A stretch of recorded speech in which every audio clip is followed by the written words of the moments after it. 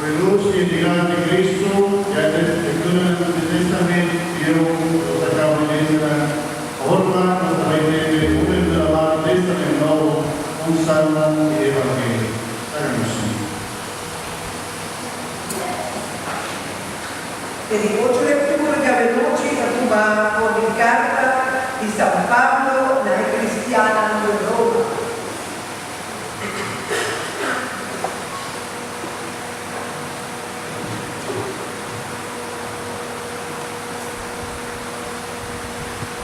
Irmãos, vamos mostrar conosco o batizado em Cristo Jesus.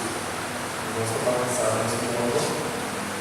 Pensei, família do Altíssimo, você terá verá Cristo em seu nome. A mesma coisa que Cristo vai ressuscitar todo o mundo, a meio do poder e glorificado. Assim não está ali, nos tocará em unidade. E mesmo que ela se mostra e também retribuir Cristo, dentro semelhança dos mundos, certamente nos colocará em semelhança de sua ressurreição.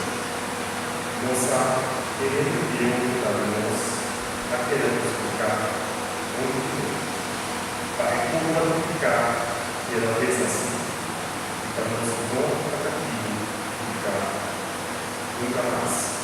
Passou a assunto amor para ligar e ligar. Agora, se nós amoremos Cristo, nós está querendo, nós podemos ligar.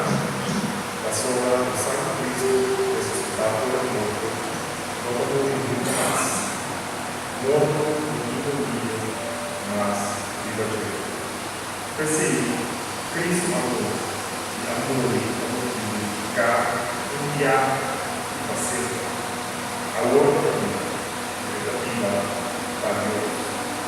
Nesse propósito, também consideradas homens morto para ficar na vida para Deus em Cristo Jesus. Palavra de Deus. Nossa palavra, Senhor.